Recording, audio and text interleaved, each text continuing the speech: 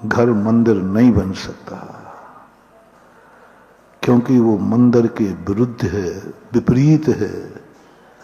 तो चलो मंदिर को घर बनाए लेते, और अनर्थ। घर मंदिर बन जाए तो फिर भी थोड़ी बहुत अच्छी बात है, घर में थोड़ा ठीक है महाराज बना लेंगे, थोड़ा सा एडजस्ट कर सकते हो, 1 दिन 2 दिन की बात हो तो कर लोगे।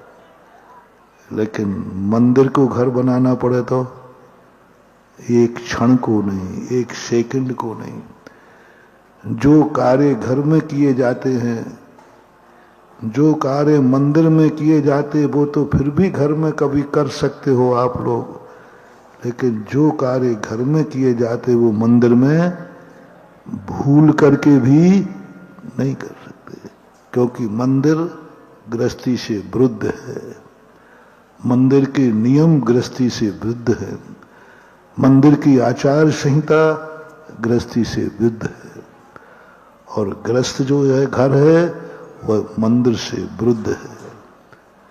ऐसे ही साधु तुम्हारे श्रावकपने से विरुद्ध है, और श्रावकपना जो साधु करेगा तुम नहीं कर सकते। मैं कहता हूं ना हमेशा, 24 घंटे कोई गृहस्थ धर्म करे, 24 घंटे धर्मात्मा बन जाए तो उसकी गृहस्थी नष्ट हो जाएगी। जैसे हमारी, हमने 24 घंटे धर्म करने का संकल्प किया, बोलो पूरी गृहस्थी खत्म है कि नहीं? कहीं से बता दो गृहस्थी, धन से, दौलत से, मकान से, जायदाद से, रिश्तेदारी से, साधु को तुम्हें कहां से गृहस्थ दिखता है? बोलो,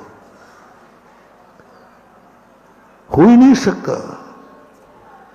साधु को 24 घंटे धर्म करना है, और 24 घंटे धर्म करने वाला गृहस्थ हो ही नहीं सकता, क्योंकि गृहस्थी बिना पाप के नहीं हो सकती, बिना आरंभ और परिग्रह के नहीं हो सकती। और साधु जीवन परिग्रह से रहित है, तन पे वस्त्र से भी नहीं, धागा भी नहीं, और कुछ भी नहीं, कोई आरंभ नहीं, कोई परिग्रह नहीं, कुछ नहीं, हो ही नहीं सकती। हमारे आचार्य महाराज जी ने, जिस साधु के पास कौड़ी भी है वो साधु कौड़ी का नहीं है, जिस साधु के पास कौड़ी भी है वो साधु कौड़ी का नहीं, यानी साधु हो ही नहीं सकता। और जिस गृहस्थ के पास कौड़ी नहीं है वो कौड़ी का नहीं है, क्योंकि तुम्हारे पास कुछ है ही नहीं, हो ही नहीं सकता। तुम कैसे रह सकते हो बिना परिग्रह के? नहीं। पर ध्यान रखना, अब ये सब विरोधी चीजों की चर्चा कर रहे हैं अपन, हम तुम दोनों एक दूसरे के विरोधी हैं। चर्या में, नाम में, सब में। तुम्हारा नाम श्रावक है, हमारा नाम साधु है, दोनों के नाम विरुद्ध। तुम्हारी आचार संहिता 24 घंटे की अलग है और हमारी 24 घंटे की दैनंदिनी अलग है, दोनों एंटी ग्रुप, एक हो ही नहीं सकते। आकाश और पाताल एक नहीं हो सकते, इसी प्रकार साधु और गृहस्थ कभी एक नहीं हो सकते। दिन रात कभी एक नहीं हो सकते, रात रात रहेगी, दिन दिन रहेगा। दिन में रात नहीं हो सकती और रात में दिन नहीं हो सकती। जहां दुनिया में देखोगे सब परस्पर में विरोध। जैसे परसों हमने कहा था, आंख का कार्य कान नहीं कर सकता और कान का कार्य परस्पर विरोधी है।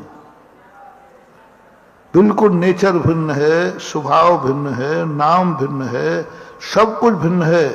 कान कहता मैं आंख का कोई कार्य नहीं कर सकता, आंख कहती मैं भी तेरा कार्य नहीं कर सकता। हमारा नेचर अलग है, तुम्हारा स्वभाव अलग है। ऐसे ही भक्त और भगवान का है। परस्पर में विरोध है। भगवान ऊपर बैठा है, अपन संसार में बैठे हैं। कहीं से तो मैचिंग करो। लोग मिलाने की चेष्टा करते हैं, भक्त और भगवान एक हो जाएं। बोलो, कल्पना करो, भक्त और भगवान एक हो जाएं तो या तो भगवान को भक्त बनना पड़ेगा या भक्त को भगवान बनना पड़ेगा। श्रावक और साधु एक हो जाएं, नहीं हो सकते। आकाश पाताल एक नहीं हो सकता। प्रत्येक वस्तु कभी एक नहीं हो सकती, प्रत्येक गुण एक नहीं हो सकता। और जिस दिन एक हो जाएंगे उसी दिन दुनिया खत्म हो जाएगी। ना भगवान रहेगा, ना भक्त रहेगा, ना संसार रहेगा, ना मोक्ष रहेगा। कभी किसी को मिलाने की चेष्टा मत करना।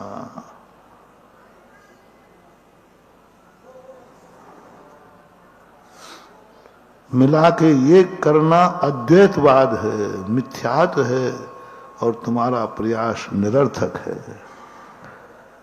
आंख और कान को कभी एक मत करना। परसों मैंने कहा था, आंख और कान जिस दिन एक हो जाएंगे तो या तो देख पाओगे या सुन पाओगे। बोलो, दोनों में से एक से काम चल जाएगा? अभी दोनों एक हो गए। कान ने कहा कि आंख, मैं ही आंख हूं, मैं ही कान हूं, सब गड़बड़ हो जाएगा। आंख और कान को परस्पर में विरोध बना रहने दो। दोनों को कभी एक मत होने देना। हाथ और पैर एक हो जाएंगे तो कितना अनर्थ हो जाएगा। किसी को हाथ लग जाए तो बुरा नहीं माने, पैर लग जाए तो बुरा माने। आखिर दोनों में अंतर क्या है? शरीर के ही तो अंग हैं, शरीर के ही अंग हैं। दोनों में क्या अंतर है?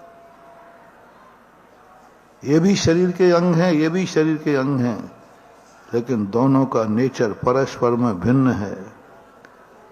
यदि आप कहो दोनों एक हैं तो फिर आज से हाथ से आशीर्वाद नहीं देकर पैर से देना शुरू करो। अरे तो अब एक है तो फिर क्या बात हो गई? तो फिर चाहे हाथ हो चाहे पैर। हाथ और पैर में अंतर। हाथ उठ जाए और तुमने नमोस्त किया और हमने जम के तो तुम कहोगे महाराज जी आपको आशीर्वाद नहीं देना है तो मत देते, लेकिन लात क्यों मार दी?